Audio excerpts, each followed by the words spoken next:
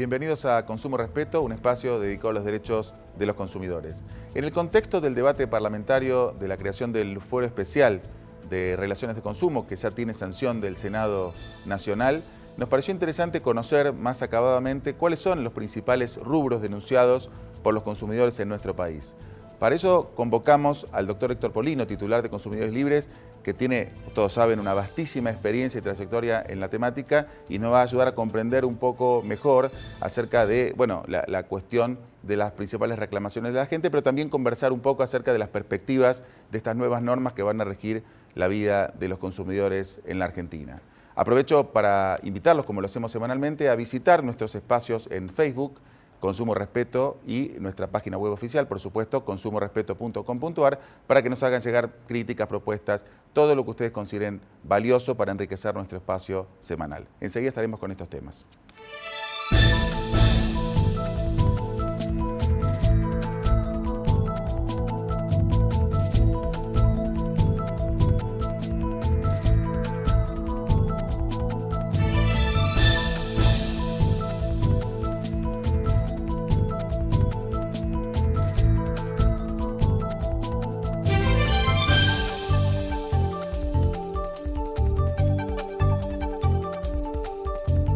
En PepsiCo, desempeño con propósito significa mantener un crecimiento sustentable al invertir en un futuro más saludable para la gente y para nuestro planeta. En el 2005, nace una empresa con el objetivo de proveer productos de primera calidad a los profesionales de la visión en Argentina y Sudamérica. Implantec, Insumos Quirúrgicos, es una empresa familiar de capitales nacionales. Asumimos este compromiso porque creemos en nuestro país. Implantec Insumos Quirúrgicos, una industria argentina. Con la ludopatía no se juega. Si el juego está jugando con vos, tenés que pedir ayuda. Comunicate al 0800-444-4000. Programa de atención a jugadores compulsivos. Lotería de la Provincia. Buenos Aires, activa como nunca. Gobernación Daniel Scioli. Para mí Salta es el verde, el marrón, el colorado, el blanco, el azul. Para mí Salta es la calidez de un poncho, esa que sentís en el abrazo de su gente. Para mí Salta es una canción, acompañada de un buen plato y un gran vino. Para mí Salta es descubrir en cada momento una experiencia nueva. Para mí Salta es una provincia llena de provincias y siempre te estamos esperando. Salta, tan linda que enamora.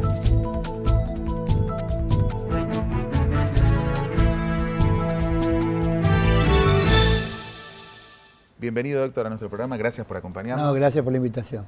Bueno, la verdad es que es un gran honor para nosotros tenerte, y además en una semana muy particular, porque el Senado sancionó, dictó la media sanción de la ley que crea el Fuero del Consumidor, así que es un buen momento propicio para este debate. Vamos a hacer una presentación formal, lo hacemos semanalmente. Estamos con Héctor Polino, ya lo adelantamos, que es abogado, especialista en derechos del consumidor, fue diputado nacional y es fundador y representante legal de la Asociación Consumidores Libres, una de las asociaciones señeras y fundadoras del movimiento de consumidores en nuestro país. Y bueno, y además un tema que te apasiona y muy compenetrado con los problemas cotidianos de la gente, y un poco, decíamos al principio, esta cuestión de los temas más denunciados, por lo que tenemos acá, internet, telefonía, cable, bueno, hay mucho para conversar al respecto, ¿no? Sí, en general son los servicios públicos los que demandan la mayor denuncias de los consumidores y usuarios. El tema de telefonía celular, por supuesto, bate un récord. Bate un récord nacional y mundial. Nacional en cuanto a la cantidad de denuncias de todo tipo que recibimos, no solo en Consumidores Libres, sino en el resto de las entidades y organismos públicos dedicados a este tema. Y después en cuanto al monto de las tarifas, que los argentinos pagamos sin duda las tarifas más caras del mundo. Venimos de hace años luchando para que el Congreso Nacional sancione una ley que establezca un marco regulatorio de la actividad, que consagre a la telefonía celular un servicio público y que además establezca el mecanismo de las audiencias públicas cada vez que las empresas pretenden modificar los cuadros tarifarios, como existe con la telefonía fija. De modo que es un absurdo que de un teléfono fijo uno pueda hablar a uno móvil y del móvil al fijo, el fijo sea un servicio público y el móvil no. Tenemos 8,5 millones de líneas de telefonía fijas, hay alrededor de 60 millones de líneas de telefonía móvil y esta no esté regulada por el Estado, ¿no? Además ha cambiado mucho el carácter del teléfono móvil, ¿no? Cuando comenzó era un lujo para pocos, pero hoy se ha convertido en el teléfono de todo el mundo. Es decir, como bien decías, hay mucha gente que tiene teléfono móvil y no tiene teléfono fijo. Bueno, primero que hay un poco desarrollo de la telefonía fija. Las empresas de telefonía fija no hicieron las inversiones para universalizar el servicio y hoy hay provincias argentinas que tienen un 8 teléfonos fijos cada 100 habitantes. Provincias como Corrientes, Chaco, el norte de Santa Fe, Santiago del Estero, ¿no? El promedio en el país es de 21 teléfonos fijos cada 100 habitantes. En cambio tenemos más líneas de teléfono móvil que habitantes. Además se ha convertido en una verdadera adicción la telefonía móvil, que reemplaza de alguna manera al cigarrillo. Pero ¿será más sano? Yo viajo permanentemente en subterráneo y veo, sobre todo los jóvenes, en trayectos de 20, 25 minutos que no levantan la vista, que están permanentemente con el teléfono celular. Y no es menos dañino a la salud, porque yo he leído investigaciones que se llevaron a cabo por universidades y centros científicos de Europa, de Canadá, Estados Unidos, donde el uso de la telefonía celular no es inocuo para la salud, porque se generan radiaciones, ¿no?, que perjudican el cerebro, sobre todo de las personas, eso está comprobado. Y además se hicieron investigaciones en Europa que las torres de telefonía celular generan campos electromagnéticos que también perjudican la salud de las personas. Y se hicieron, por ejemplo, investigaciones con animales ubicados en campos donde no hay torre de telefonía celular. El mismo tipo de animal, la misma edad, la misma característica. En campos con torres de telefonía celular y se comprobó que los animales de estos últimos lugares tienen distintos tipos de enfermedades, menor promedio de vida que los animales que pastorean en campos donde no hay torres que transmiten las ondas de la telefonía celular. Bueno, así que es un tema es un tema delicado. Es más, yo cuando fui diputado nacional presenté un pedido de informes al Poder Ejecutivo y el ministro de Salud entonces me contesta el pedido de informe y dice a las distintas preguntas, sí, efectivamente produce daño a la salud, sí, efectivamente se producen radiaciones que pueden perjudicar, es decir, que está incluso confirmado. Y además el ministro de Salud me adjunta un material donde corroboraba lo que él estaba afirmando y que yo estaba preguntando en ese cuestionario, ¿no? Bueno, tenemos un tema, evidentemente, también a atender en algún momento, ¿no? Y Héctor, me decías servicios públicos, y en relación a los temas principales, ¿qué tipo de reclamos suelen hacerse? O según cada servicio, digamos, la cuestión. Bueno, por ejemplo, en la telefonía celular, planes que se prometen y que no se cumplen, mal funcionamiento del servicio, servicio de internet muy deficiente, llamadas que se cortan, cuando uno va viajando con un auto, se cortan. Y el problema está en que no existen la cantidad de torres suficientes para transmitir las ondas. En la Argentina, por razones de economía, hicieron grandes torres que generan campos electromagnéticos que, como dijimos antes, perjudican la salud de las personas. En Europa, las mismas empresas telefónicas construyen 2,5 veces más de torres que en la Argentina, más pequeñas, que transmiten mejor las ondas, que generan un menor daño a la salud y un menor daño ambiental. Y en la Argentina, por razones de economía, grandes torres distanciadas unas de las otras, y ahí es cuando se cortan las comunicaciones cuando uno está viajando, caminando, etc. Claro, como que hay zonas en las cuales no toma... No toma bien.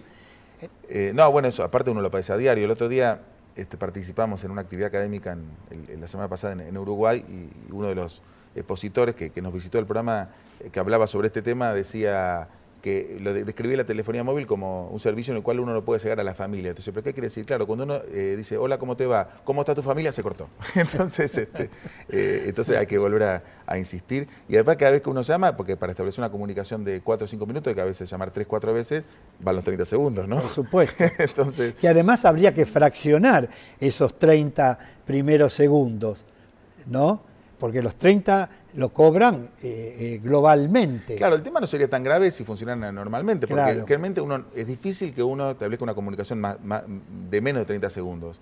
Pero el tema es que muchas veces uno tiene que repetir la llamada varias veces en pocos minutos. Exactamente. Pero es casi habitual, ¿no? Exactamente.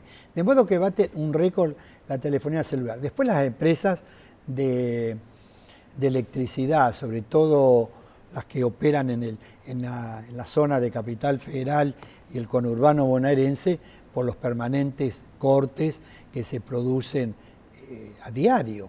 Ayer mismo yo estaba hablando por una radio ubicada en la zona de Barrancas de Belgrano, y estaba hablando y se produjo en ese momento justo el corte de energía eléctrica.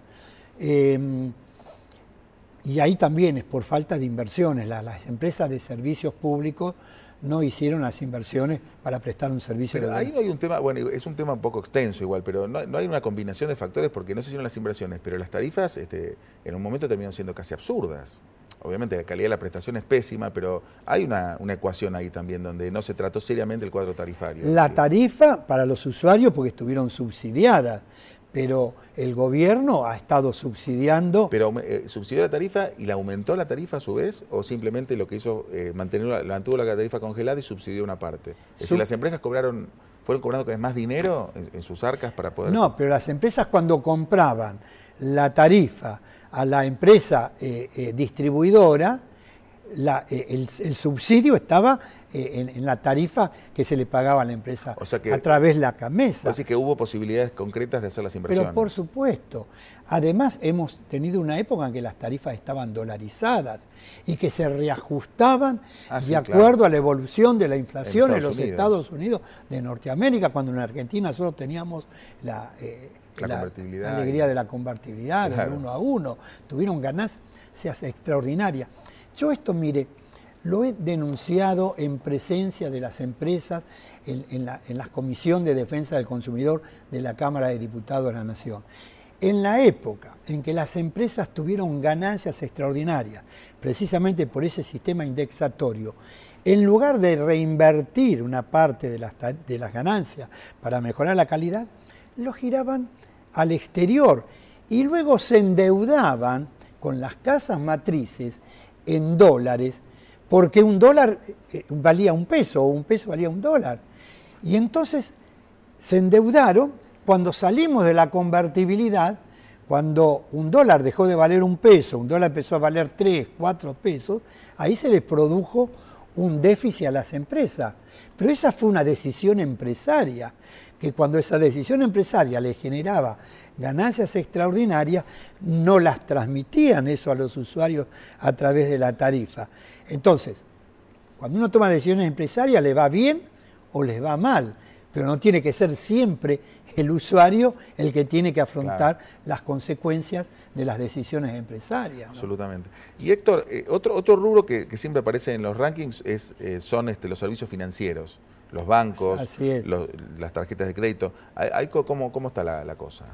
Bueno, ahí Nosotros, a través de Consumidores Libres y otras entidades, hemos llevado a cabo infinidad de acciones de incidencia colectiva, reclamando por determinados rubros que cobran y que a nuestro juicio no corresponde, y que después la justicia termina dándonos la razón. De ahí estos juicios de incidencia colectiva de intereses individuales homogéneos que habilita el artículo 43 de la Constitución Nacional. De modo que ahí los bancos también y las tarjetas de créditos han estado y siguen cobrando cargos que no corresponden, y hemos logrado resoluciones favorables. A veces tenemos los teléfonos de nuestra entidad que colapsiona por la cantidad de llamados de la gente, que cuando reciben después el resumen de cuenta aparece un reintegro, juicio de Consumidores Libres contra... Y entonces nos preguntan, ¿de qué es esta devolución de 50 pesos, 200 pesos que aparecen y que estuvieron cobrando indebidamente, claro, correctamente, ¿no? Bueno, es alentador que existan esos reintegros, porque quiere decir que tímidamente o tibiamente el sistema va tomando...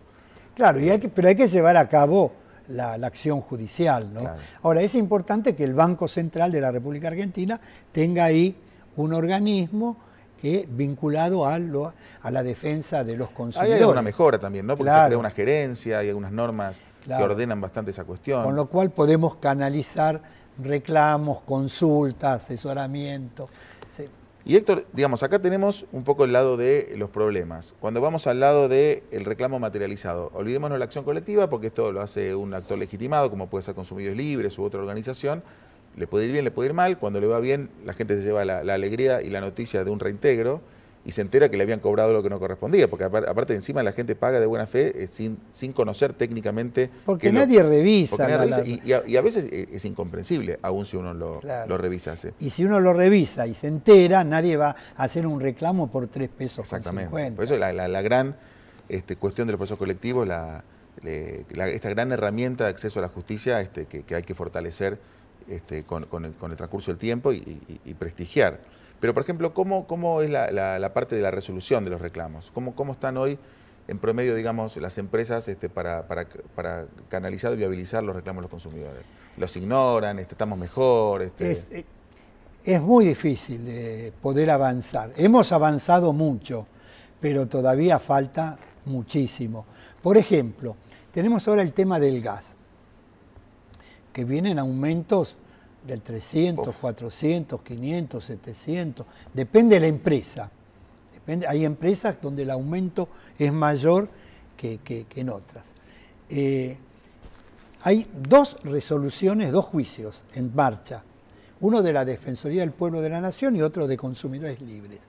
En ambos juicios, en las medidas cautelares interpuestas, se resolvió que hasta tanto se decida la cuestión de fondo, que es la constitucionalidad o no del decreto 2067 del 08, el usuario tiene derecho a ir a la empresa y pedir que le hagan una nueva facturación sin ese cargo específico del decreto 2067 y el IVA del 21% correspondiente. Una aclaración, eso quiere decir que la gente puede ir y no pagar ese cargo. Decir que le hagan una nueva facturación. Restándole. Ese cargo. O sea, no es pago y después reclamo. No. Perfecto. No, porque son datos bien concretos para la gente, ¿no? Y es un pago a cuenta. Cuando se resuelva la cuestión de fondo, si lo ganamos los consumidores como espero y deseo, las facturaciones habrán quedado definitivamente saldadas. Si lo ganara el Poder Ejecutivo, es decir, que se resolviera que el decreto es constitucional, las empresas tendrán un crédito a su favor. En ese caso, el Enargas tendrá que resolver de qué manera los usuarios saldan la deuda que tienen con la empresa. Pero mientras tanto, estos juicios se iniciaron en el año 2008 y 2009. Estamos en el 2014 y todavía no ha habido resolución sobre el problema de fondo. De modo que tienen esta posibilidad los usuarios a reclamar que le hagan una nueva facturación. A mí se me ocurre una pregunta, dada la irrenunciabilidad de los derechos de los consumidores. Vamos a imaginar que una gran parte de la gente paga la factura como viene planteada. y supongamos que se resuelve finalmente acerca de la invalidez de ese decreto, ¿habrá un crédito para los usuarios? Y porque ahí entonces habrá, es un pago sin causa. Claro, ahí ya tenemos que gestionar ante el Enargas que saque alguna resolución. Porque ahí se plantea la cuestión inversa, es decir, Claro. yo pagué y ahora me dicen que eso que pagué no, Claro. se basa en una norma que se Claro. declaró inconstitucional. Claro. O, ahí hay un... Y ahí vamos a tener que eso actuar. es mucho dinero. ¿Eh? Eso va a ser mucho dinero. Es mucho dinero, sí. En algunos casos es 1/3 de la facturación. No, yo me pego unos sustos con la factura de gas, tremendos. No, y la última... Bueno, y todavía no quiero queda, llorar al aire. Y todavía queda 1/3 de subsidio que lo sacarán en la próxima o en la siguiente. Yo leía en los diarios ahora que creo que ahora ya se eliminaba la última, ¿no? Claro. En claro. estos días, en esta semana. Sí, puede venir con la próxima facturación. De modo que hasta ahora le han sacado 2/3 del subsidio. Pero también hubo un aumento en el cargo fijo, un aumento de tarifa y una quita de subsidio. Eso es una combinación. Se tomó esa medida en el peor momento. Sí. Bueno, eso también habla de la falta de planificación del Ejecutivo en estas cuestiones. Hubo tiempo para hacer las cosas de otra forma, integrar los sectores, buscar fórmulas. Nadie quiere que le regalen el servicio, lo único que quiere es un servicio de calidad a un precio justo. Acá hemos tenido una distorsión muy grande. Héctor, para contarle a la gente temas de actualidad que en estos días están apareciendo en los medios, esta extensión de los ingresos brutos en la Ciudad de Buenos Aires a estos sistemas de televisión por online, y que ustedes creo que están pensando en hacer alguna presentación a Netflix o a... Salió publicado en el boletín oficial una resolución que firma un funcionario de la... de la Administración Gubernamental de Ingresos Públicos de la Ciudad de Buenos Aires. Ingresos Públicos de la Ciudad de Buenos Aires, sin que haya pasado eso por la legislatura. Es un impuesto que se está estableciendo del 3% sobre los ingresos brutos a pagar a partir del 1 de noviembre próximo. Eso tiene que ser discutido. ¿Cómo sin consulta previa a nadie se establece ese impuesto? De modo que nosotros primero vamos a gestionar ante los legisladores de la ciudad a ver qué es lo que piensan. Tiene que reunirse la Comisión de Defensa del Consumidor de la legislatura para tratar este tema. ¿Cómo no pasa por la legislatura esta cuestión? ¿Por qué el habitante de la Ciudad de Buenos Aires paga un 3% y el que está del otro lado de la General Paz? Sí, lógico. Es un tema... Me parece que ha habido un apresuramiento y un afán recaudatorio excesivo que realmente no lo aceptamos, ¿no? De modo que vamos a hacer todas las gestiones para que se deje sin efecto. También en este momento recargar con sí, el bolsillo de la gente está ¿por qué un 3? Pero además ¿por qué un 3 y no un 6 o un 1? ¿Cuál fue el criterio que tuvo el funcionario? Hay una gran dosis de arbitrariedad, ¿no? Bueno, veremos. Héctor, como para cerrar, una última pregunta. ¿Te ilusiona la creación de un fuero del consumidor? Sí, por supuesto. Creo que es un avance histórico muy importante, como el que tuvo en su momento la creación del fuero en las relaciones laborales, ¿no? El consumidor es la parte más débil. Hay una relación asimétrica entre el consumidor y la empresa, como entre el trabajador y el empresario.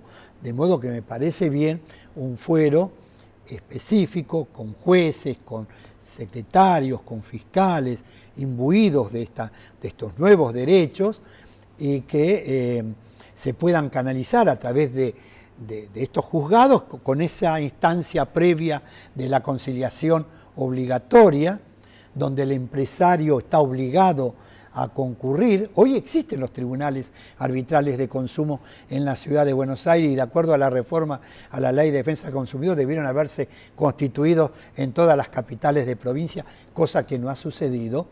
Pero en estos fueros, en este fuero arbitral de consumo que funciona en la Ciudad de Buenos Aires, no es obligatoria. Claro. Yo pedí los otros días el listado de las empresas, son creo que 223. Yo te escuché en el Senado con la audiencia pública, claro, decías ese dato. Sí, adherida. Es decir, aquel laudo arbitral que corresponde a una empresa que no se ha adherido no es de cumplimiento obligatorio. Es una ventaja que tiene el consumidor si inicia una acción judicial, tener un laudo arbitral que lo está respaldando. Pero acá la presencia es obligatoria, el procedimiento es abreviado, es gratuito para el consumidor, de modo tal que me parece que es un avance muy importante. Yo aclararía ahí dos cuestiones, que es el monto mínimo, que está referido a 55 salarios vitales mínimos y móviles, no le establecería ningún techo, no establecería una justicia de menor cuantía, sino para todas las relaciones de consumo, y además dejaría aclarado algo que no queda claro, que son los juicios de incidencia colectiva en aquellas cuestiones individuales, pero que son homogéneas a una masa indeterminada de personas, ¿no? Está clarísimo. Héctor, muchísimas gracias una vez más y esperamos contar con vos en una próxima ocasión. Bueno, ha sido un gusto. Muchas gracias. Bueno, nos despedimos con esta magnífica conversación y nos estamos viendo la semana que viene con nuevos temas vinculados a los derechos de los consumidores. Muchas gracias.